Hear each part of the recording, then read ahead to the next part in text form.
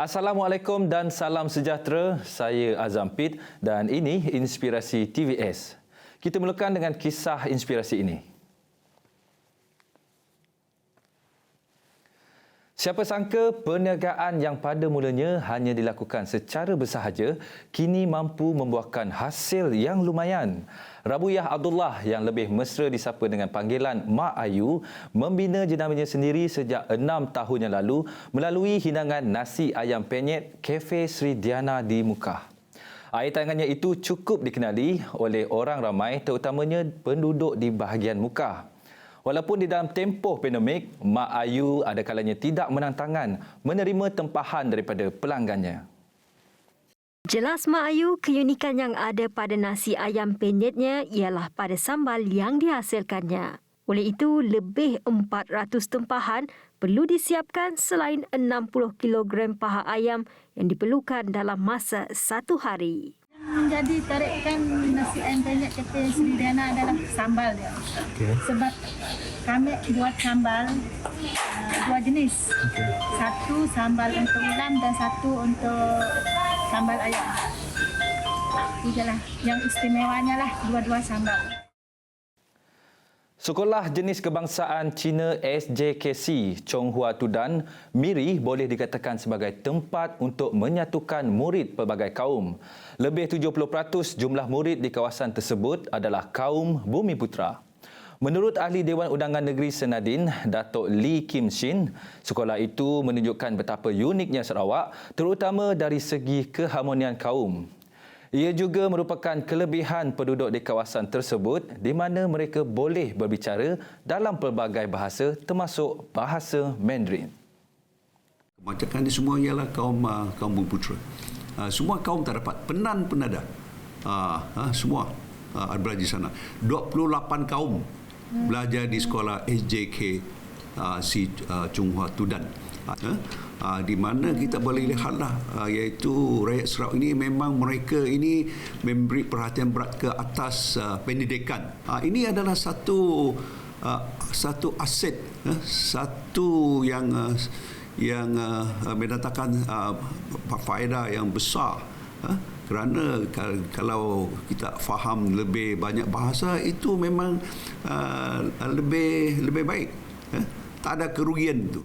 Tambah beliau, keharmonian itu bukan sahaja dapat dilihat di kawasan Tudan tetapi juga di kawasan Lutong, di mana lebih kurang 70% pelajar di SJKC Chonghua Lutong juga terdiri daripada kaum Bumiputra. Sementara itu, Guru Besar SJKC Chonghua Tudan berkata pihaknya akan memberi yang terbaik kepada semua pelajar di sekolah itu.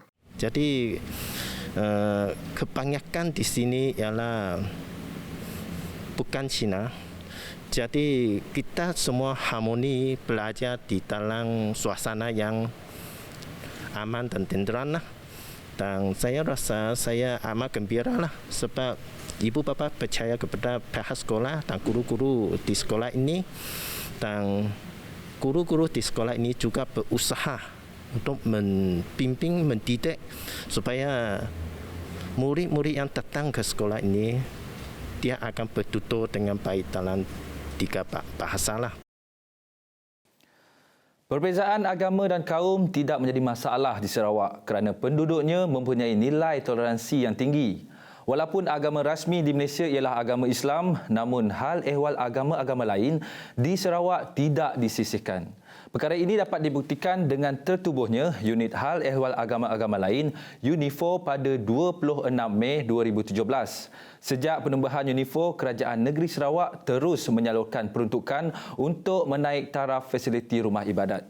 Baru-baru ini sebanyak 5 buah gereja di dalam kawasan Dewan Undangan Negeri Telang USAN menerima sejumlah peruntukan untuk tujuan menaik taraf.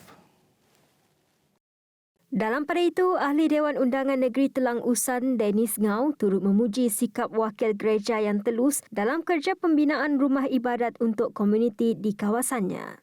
Dan saya lihat usaha kampung kita membangun rumah Tuhan ini cukup terhormat. Kita menyumbang tenaga, kita buat secara sukarela, tidak menuntut gaji. Semua duit yang kita terima untuk membeli bahan. Jadi itulah semangat yang saya rasa amat terpuji di kalangan komuniti kita, khususnya di komuniti kita di Telang Usan.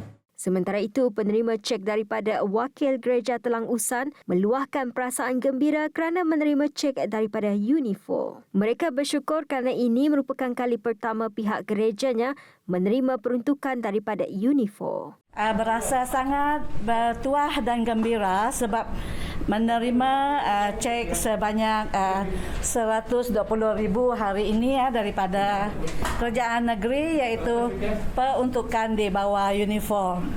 Okey, rasa amat bersyukur dan sangat-sangat gembiralah sebab inilah pertama kali gereja kami menerima peruntukan ini. Okey, cek ini nanti seperti yang dalam permohonan kita, kampung kita adalah untuk pembaikan dan penaiktarafan gereja sedia ada, iaitu gereja St. John di Kampung Long Selatong di Kan Baram. Seni tulisan Jawi merupakan satu warisan sejagat. Ia perlu dikekalkan untuk generasi akan datang. Antara usaha berterusan yang dapat dijalankan adalah menerusi penganjuran pertandingan tulisan Jawi selain mengadakan kelas tulisan Jawi. Menurut Presiden Persatuan Melayu Miri, Razali Ellison, pihaknya sentiasa memainkan peranan untuk menghidupkan semula seni tulisan tersebut. Katanya, biarpun berada di dalam arus pemodenan, ia seharusnya tidak dilupakan. Malah tiada halangan untuk sesiapa sahaja mempelajari tulisan tersebut.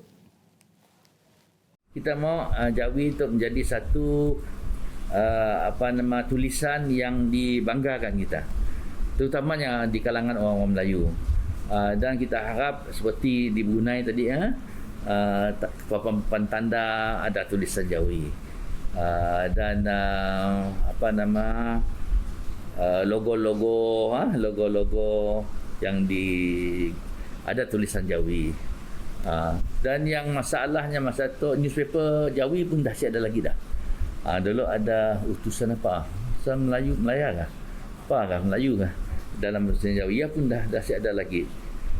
Jadi agak dan buku-buku hanya kitab-kitab lama aja tulisan Jawi, kita baru semuanya dalam tulisan bumi dah. Ya aja agak kurang. Tapi kita pun harapan semua orang pandai baca Jawi. Seperti saya katakan tadi, ada kawan Cina saya di Kuching pandai baca Jawi. Sebelum dilanda pandemik COVID-19, pihaknya aktif mengadakan kelas tulisan Jawi untuk orang-orang dewasa. Razali berasa seronok apabila dapat menganjurkan aktiviti seperti itu kerana ilmu yang diperoleh dapat dicurahkan kepada generasi seterusnya. Jadi kita ada seorang guru, alhamdulillah guru yang mau mengajar kita cara-cara menulis. Jadi sambil kita belajar membaca dalam Jawi, mengejar dalam Jawi, kita juga belajar menulis.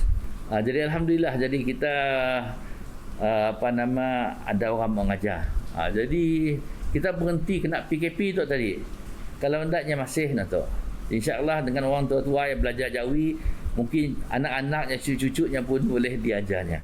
Sementara itu, Razali juga berharap agar pihak kerajaan memasukkan silibus mata pelajaran kesusasteraan Melayu di peringkat sekolah rendah. Ia bagi melatih anak-anak muda untuk menjiwai sastra Melayu. Baiklah, laporan itu tadi mengakhiri Inspirasi TVS untuk minggu ini. Saya Azam Pit. Assalamualaikum dan selamat malam.